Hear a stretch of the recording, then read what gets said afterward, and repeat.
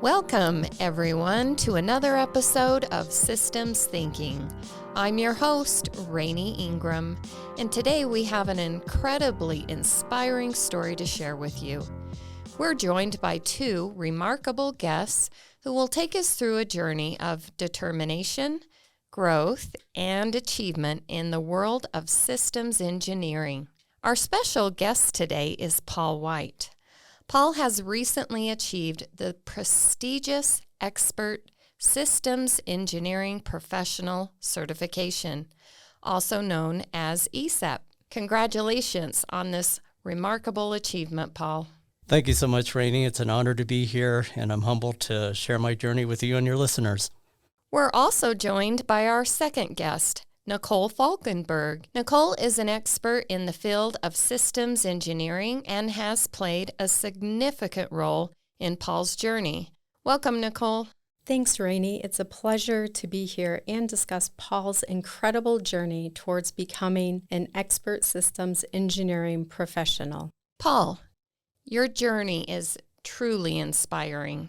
From teaching yourself to code without a computer to achieving the ESEP certification. Can you take us back to the beginning when you first discovered your passion for computers and systems engineering? Certainly, Rainey.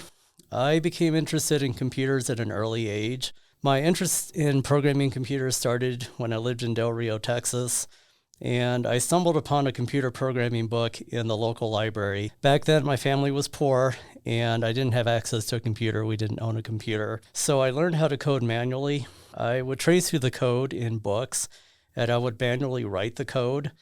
And I didn't realize it at the time, but looking back, this was really my first experience in systems engineering, as I had to think through the requirements and I had to think through design before writing the code. And so basically, I was thoughtfully piecing together different elements to create a functional system. It's pretty fascinating how those early experiences can shape our lives. As you progressed, could you share how your career in systems engineering took off? Absolutely. So we moved from Del Rio to San Antonio, and I took a computer class in high school in San Antonio, Texas.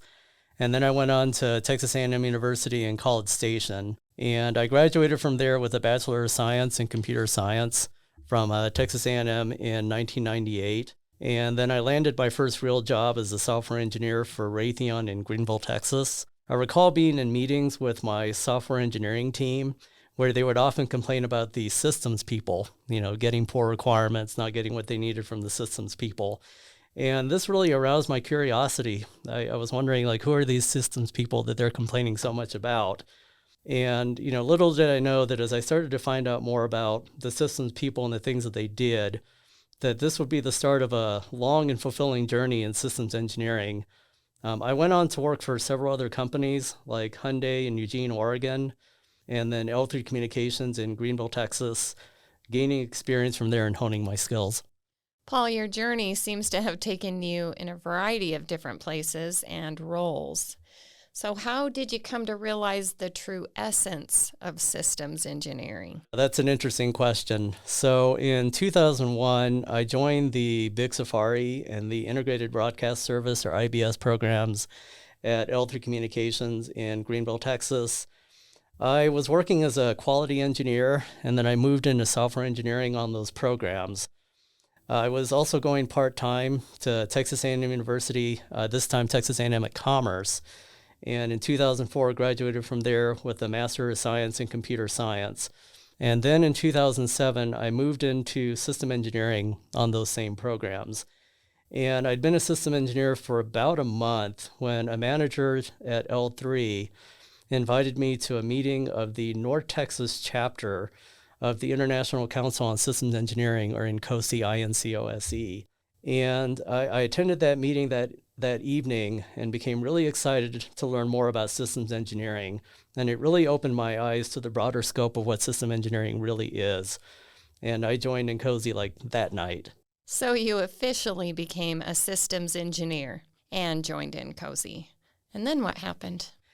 Yeah, so I became excited about systems engineering. I served in leadership roles in the INCOSE North Texas chapter, the communications and chapter development leadership roles.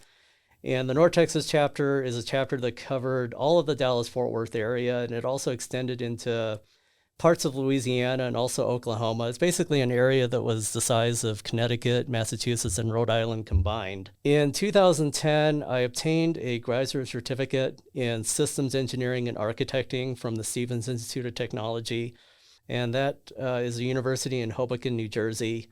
And then in 2011, I moved across the country from Dallas to Milwaukee to work as a systems engineer on the Airbus A400M program at Astronautics Corporation of America.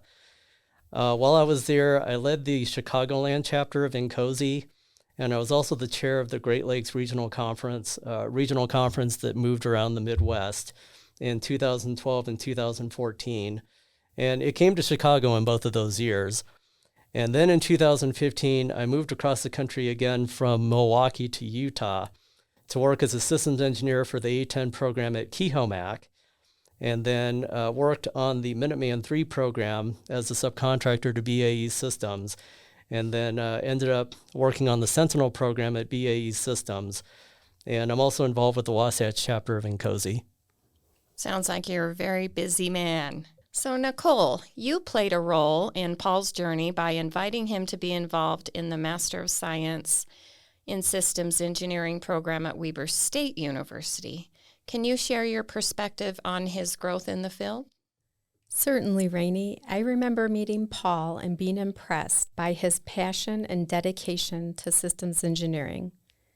As Paul led within INCOSE and in the field, his commitment to the field deepened. It's amazing to witness how Paul embraced opportunities to lead, learn, and connect with professionals across INCOSE chapters and in our region. Paul, you've encountered challenges along the way, like failing the Systems Engineering Professional Exam, also known as the ESEP. How did you overcome these hurdles? Yeah, so I took the ESEP exam for the first time in 2014. And when I took the ESEP exam in 2014, the ESEP exam is actually based on the INCOSE System Engineering Handbook. And I hadn't read the System Engineering Handbook before I took the test. And so I tried to read the System Engineering Handbook in a day, and obviously that didn't work out very well. I did fail the ESEP exam the first time that I took it, and it was a setback, but it was also a valuable lesson. I learned that, taking shortcuts like trying to read the entire System Engineering Handbook in a day isn't the best approach. It taught me the importance of proper preparation and dedication. And so the next time before I took the test, I took several months to read through the System Engineering Handbook. And, I didn't let that failure discourage me. I persevered, and I eventually passed the ESEP exam in 2017. Well, I appreciate your honesty. I think that's a great story and a good example for others to realize that they do need to, assert themselves when they're trying to prepare for such an important certification. Your determination is truly commendable, Paul. Could you walk us through the pivotal moments that led to achieving ESEP certification? Yeah, of course. So after achieving my Certified System Engineering Professional certification in 2017, and that was after I had taken the ESEP exam and passed it, I continued to grow in my role. I became involved in model-based systems engineering and continued taking on leadership positions. For example, when I came to Utah, the Wasatch chapter had been around for many years, but it hadn't been meeting for several years. And so I revitalized the Wasatch Utah chapter so that we resumed monthly meetings and we were growing our membership once again. In 2018, I'd had good experiences with the Great Lakes Regional Conference in the Midwest, and I thought, well, why not bring that here to Utah? And so I kicked off the inaugural Western States Regional Conference, or WSRC, in Ogden, Utah. And since that time, that conference has been held annually across the Western United States.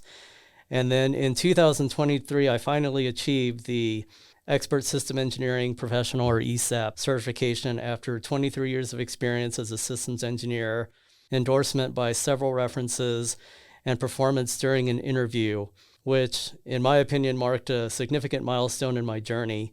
It was a culmination of years of dedication, learning, and contributing to the field.